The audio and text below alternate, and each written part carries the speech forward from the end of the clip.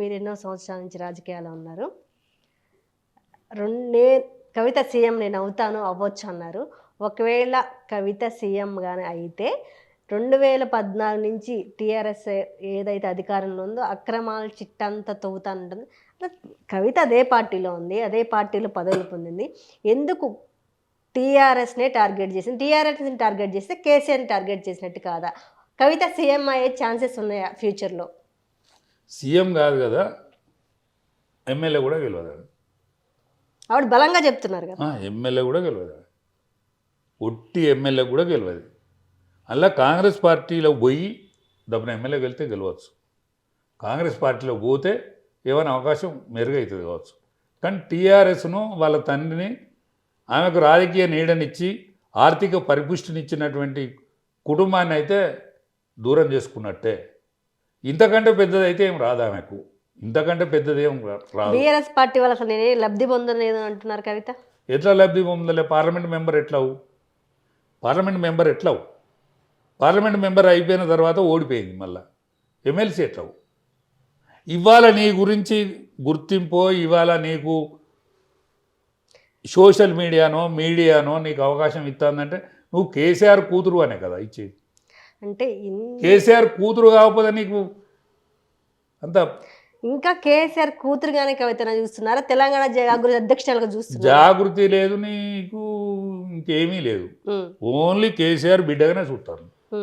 ఇప్పుడు ఆమె గొప్పోనింటి ముచ్చట్లు కావాలి బయటోనికి. గొప్పోనింటి వాళ్ళ ఇంట్లో ఏం లొసుకులు జరుగుతానో బయటోనికి కావాలి.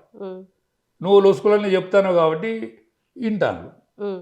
సోషల్ మీడియా కానీ లేకపోతే మీడియా కానీ ఎందుకు నీకు విలువనిచ్చి నీ బొమ్మ వేసి నీకు ఫోటో వేసి రాస్తానంటే గొప్పోని ఇంటి ప్రచారం కావాలి ఇట్లా అని వాళ్ళకు కూడా ఉన్నది. నేను ప్రజల సమస్యలు వింటున్నాను. ప్రజల సమస్యలు ఎవరైనా మంచిదే, ప్రజల సమస్యలు పోయినప్పుడు మంచిదే.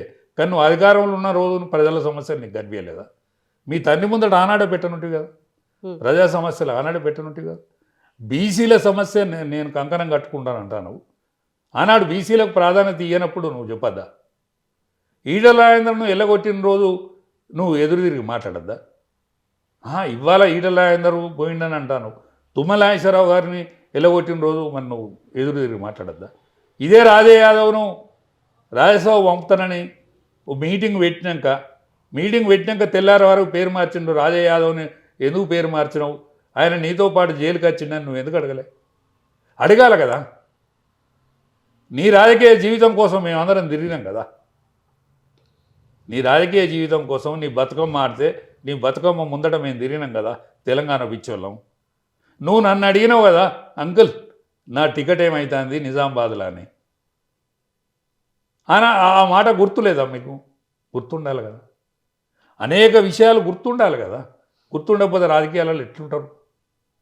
అందుకనే నువ్వు పార్టీ డ్యామేజ్కి ఎక్కడికి వస్తావు తప్ప నీకు వచ్చేది అదనంగా ఏం లేదు. ఇట్లా దాదాపు ఈ ఫ్యూచర్ సిటీ కావచ్చు, దాదాపు అన్ని దేశాల నుంచి బిజినెస్ మ్యాన్ మన ఫ్యూచర్ సిటీలో మీటింగ్ గ్లోబల్ సమ్మిట్కి రావడం జరిగింది. ఇంత జరిగినా తెలంగాణలో యూరియా సమస్య ఉంది, రైతులకి జాబ్స్ లేవు, చాలా సమస్యలు ఉండగా అసలు గవర్నమెంట్ని ఏమనడం లేదు కవిత. Only target BRS. సమస్యల మీద నేను పోరాడుతున్నాను అంటున్న కవిత ఎందుకు బీఆర్ఎస్ పార్టీని టార్గెట్ చేసింది, కాంగ్రెస్ని వదిలేసింది? అంటే ఒకటే, ఆమె కాంగ్రెస్ గ్రీన్ సిగ్నల్ మీదనే నడుపుతుంది ఈ వ్యవస్థ అంతా. అంతే, కాంగ్రెస్ పార్టీకి లబ్ధి జరగాలి. రేపు కాంగ్రెస్ పార్టీలో పోతాను అనుకుంటుంది ఆమె, తప్పేందా? పోతాను అనుకుంటుంది కాబట్టి ఉన్న పార్టీ అయితే దీన్ని గాలబెట్టాలి కదా, ఉన్న పార్టీని అయితే పూజ చేయాలి కదా. అది పూసే ఉన్నది, కొన్ని పర్సనాలిటీస్ ఉన్నాయి దాంట్లో, అది మొత్తం పూసే ఉన్నది. పూసేదాన్ని దీన్ని పూజ చేస్తేనే కదా రేపు కాంగ్రెస్ పార్టీ పోయినా కూడా వాళ్ళన్న విలువ ఇచ్చేది. అంతే తప్ప ఇంకా వేరే అనుమానం. ఇప్పుడు ప్రజెంట్ పంచాయతీ ఎలక్షన్ జరుగుతూ ఉన్నాయి. ఇన్ని సమస్యలు ఉన్నప్పటికీ అధికారంలో ఒక కాంగ్రెస్ ఉన్నా దాదాపు కాంగ్రెస్ ఢీక్కునే విధంగా బీఆర్ఎస్ సర్పంచ్ సీట్లు వచ్చాయి, ఇండిపెండెన్స్. కానీ తర్వాత ప్లేస్ మాత్రం బీజేపీకి వచ్చింది. ఎందుకు? దాదాపు బీజేపీకి ఎమ్మెల్యేస్ ఉన్నారు, ఎంపీస్ ఉన్నారు. ఎందుకు జిల్లా మారుమూల ప్రాంతాలకి బీజేపీ చేరుకోలేకపోయిందా? అంతర్గత కలహాలతోనే ఉన్న బీజేపీ పార్టీ సతమతమవుతుంది, ఉమ్, అంతర్గత కళాలతో సతమవుతుంది. అవుతుంది తప్ప రేపు మాకు ఒక సర్పంచ్ గెలవాలి, మాకు జెడ్పీటీసీ గెలవాలి, మాకు ఎంపీటీసీ గెలవాలి అని లేదు. ఉమ్, రేపు మాకు ప్రభుత్వం అవుతుంది, ప్రభుత్వంలో మేము పాతోళం కావాలి, మేము పాతోళం కావాలి తప్పనిసరి.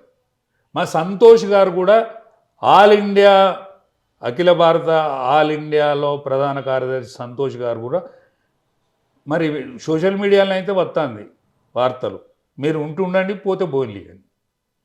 ఉమ్, సంతోష్ గారు ఈ పార్టీకి కంకణబద్ధుడై ఈ పార్టీని పవర్కి తేవాలని ఆ బ్రహ్మచారి బ్రహ్మచారి అంటే యావత్ భారతావనిలో ప్రభుత్వాలకు బీజేపీ ప్రభుత్వాన్ని దేవాలనేటువంటి ఆలోచన కలిగిన వ్యక్తి.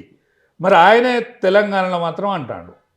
ఒక గువ్వల బాలరాజును మాత్రం, ఆయన మీద కేసు పెట్టిన గువ్వల బాలరాజును మాత్రం మరి ఆయనను పార్టీలోకి తీసుకున్నారు.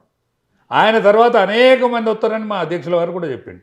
ఒక గువ్వల బాలరాజు తప్ప ఇప్పటి వరకే వాళ్ళు రాలేదు. అంటే నీ కేసు కంటే పార్టీ గొప్పది కాదా? సంతోష్ గారిని నేను సూటిగా ప్రశ్నిస్తాను. ఆయన ఆల్ ఇండియా లెవెల్లో చాలా ప్రముఖమైన వ్యక్తి.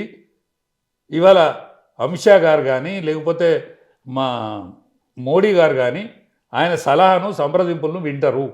అటువంటి వ్యక్తి మీరు ఉంటుండి పోతే పోన్లీ అంటాడు. ఒక గువ్వల బాలరాజుని కేసు కోసం తీసుకున్నావా? మరి ఇక్కడ తెలంగాణలో 35% వచ్చిన దాన్ని ఇది వద్దా? 35% ఓట్లు వచ్చినాయి, 62 సీట్లల్లో మెజారిటీ వచ్చింది. కొద్దిగా తిప్పల పడితే మనకి ఇక్కడ ప్రభుత్వం వస్తుంది. బీసీ నినాదం కూడా ఇక్కడ బలమైన నినాదం ఉన్నది. మొన్న ప్రధానంగా జూబ్లీ హిల్స్ గెలవడానికి కాంగ్రెస్ పార్టీకి ప్రధాన కారణం ఏంటంటే బీసీ నాయకుని ఎన్నుకున్నారు. వాళ్ళు 2 పార్టీలు కూడా పప్పులు కాలేసినాయి. ఒకళ్ళు దీపక్ రెడ్డిని పెట్టుకున్నారు, ఒకళ్ళు ఆమె చౌదరిని పెట్టుకున్నారు. కాబట్టి 2 పార్టీలకు కూడా గుణపాఠం మొన్న జరిగింది. రాబోయే రోజులల్లో మీరు శ్రేష్ఠ నాయకత్వం, జ్యేష్ఠ నాయకత్వం ఏదైతే ఉన్నదో, మీరు హార్నిషలు మీ జీవితాన్నే దారపోసింది కదా పార్టీ కోసం. కానీ తెలంగాణను ఎందుకు దారపోతలేరు? తెలంగాణ మీద యోచన ఎందుకు పెడతలేదు? కేంద్ర ప్రభుత్వం కూడా దృష్టి పెట్టాల్సిన అవసరం ఉన్నది. ఈ తెలంగాణను అశ్రద్ధ చేసుకుంటే కరెక్ట్ అయితే కాదు. ఎందుకంటే 1000 సంవత్సరాల బానిసత్వం, 77 ఏళ్ల స్వాతంత్రంలో కూడా ఇది నిజమైన తెలంగాణ సాధన దశగా పోయింది. అంటే భౌతిక తెలంగాణ అయింది కానీ సామాజిక తెలంగాణ కాలేదు. కాబట్టి ఈ సామాజిక తెలంగాణ కోసం బీజేపీ నాయకత్వం నడుం కట్టుకోవాల్సిన అవసరం ఉన్నది.